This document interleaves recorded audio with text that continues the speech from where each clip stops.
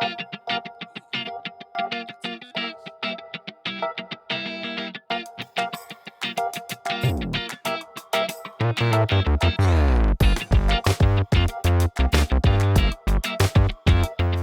guys, welcome back to the 32nd episode of the Poker Vlog.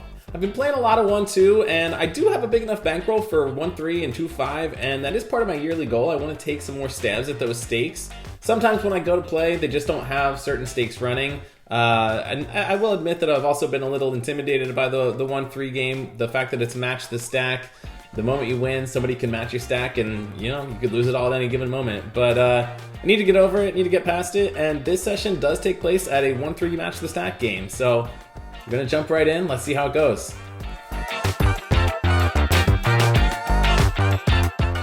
Ten minutes in, we pick up our first playable hand with Ace-Jack offsuit. There's a $15 raise from the button. I call in the small blind, and the big blind calls as well. So the 3% of the flop, which comes jack high. We've got top pair, top kicker. Check the pre-flop raiser, who bets 25. I flat, and it goes heads up to the turn. The turn brings the ace of diamonds, so we've got top two now, and I'm looking to check raise here, expecting our opponent will probably barrel at an ace. He does just that, making it $55, and I raise it up to $155. He thinks for a bit, and eventually folds, so we take down our first pot of the day.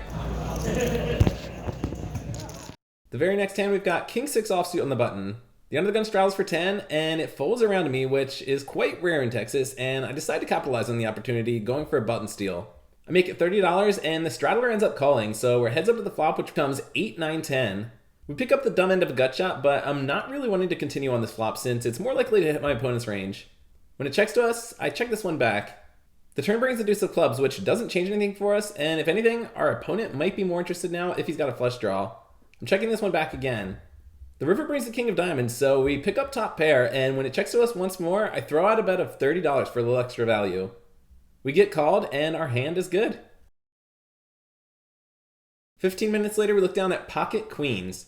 There's an under the gun straddle for 10, there's one limper, and I raise it up to 50 in the cutoff. Just the limper calls, so we're heads up to the flop, which brings 2 8s and a 10.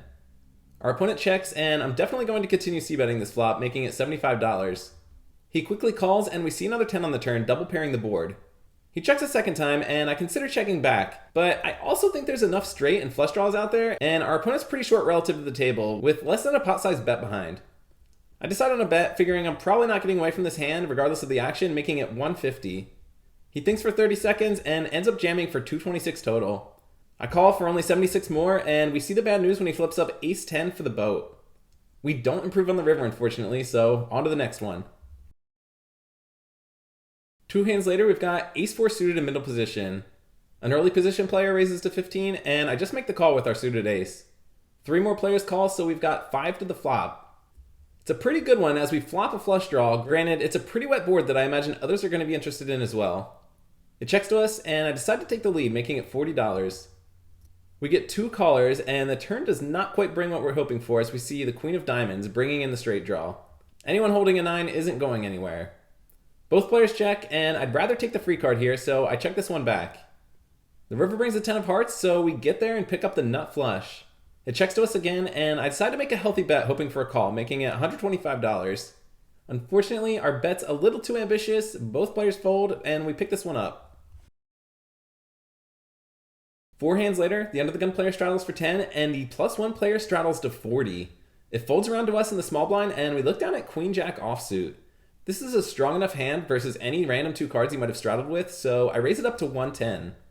It folds back to the straddler, who looks down at his hand and immediately pushes all in, having us covered. If I was playing professionally, I'd definitely be folding here, but I've got a full-time job, I can afford to punt and make some questionable calls, and I decide that I'm going to go ahead and do that here. Alright, let's do it. Alright. Oh, you got me dominated. That's not good. I'll flip it over if I hit. We can do it once. It's fine. Whatever you want to do? Yeah, that's cool. Yeah. So what, Once is fine, yeah. Ooh. Pairs. I got lucky on that one. There you go. I'm happy to take this one, but feel kind of bad about it. 20 minutes later, we pick up ace-4 offsuit in the cutoff. It folds to us, and I raise it up to $15. Both blinds call, so we've got 3 players headed to the flop, which comes 9-4-10. We hit bottom pair, and the big blind leads for 45. We might be behind, but there are enough draws in this flop that I'm okay with calling here to see what happens on the turn.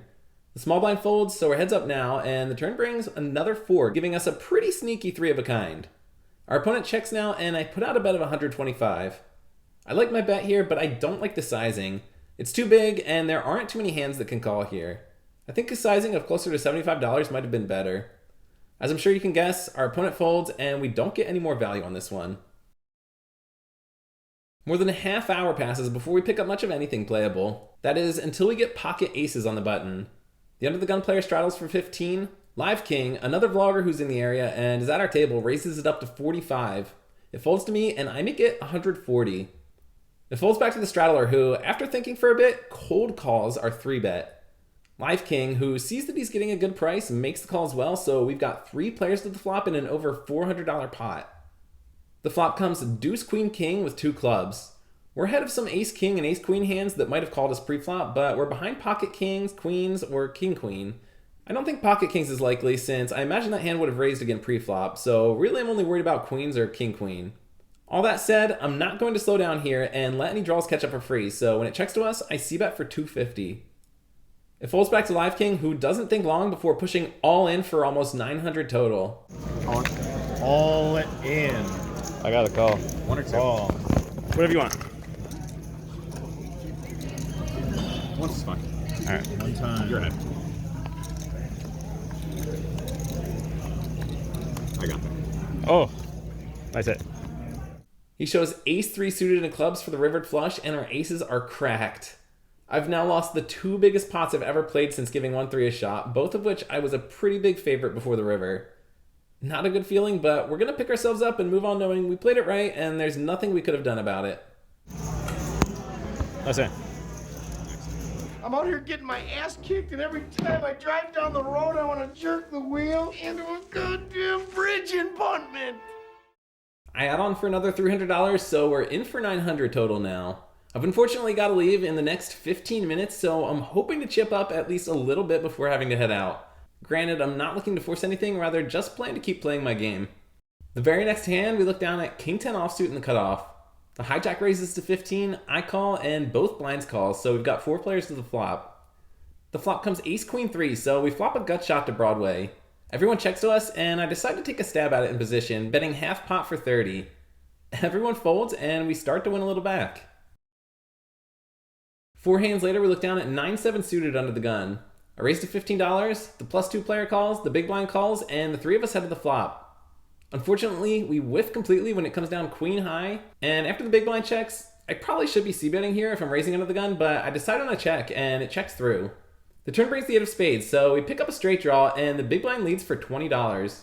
I call with our draw, and the 3rd player ends up calling too, so we're all headed to the river, which doesn't improve our hand when it brings the king of clubs.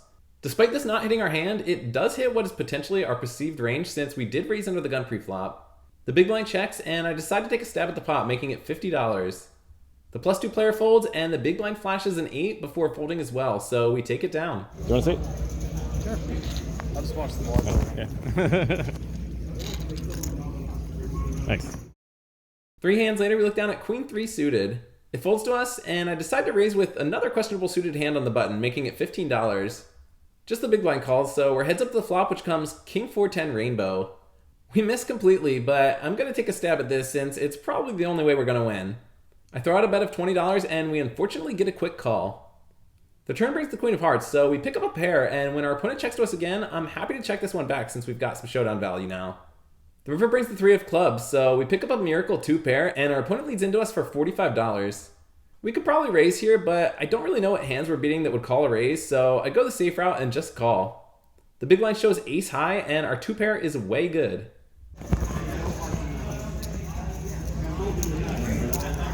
What's that? The turn and the river, right? Yeah. Well, without the river, I still might have got it. That's true. That's true. Yeah. In the very last hand of our session, we pick up pocket aces again. I raise it up to 15 under the gun, and we get 2 callers. The flop comes 2 jacks and a queen, and I c-bet for 30. No one's interested, so we take down our last spot of the day. Hey, they held up that time.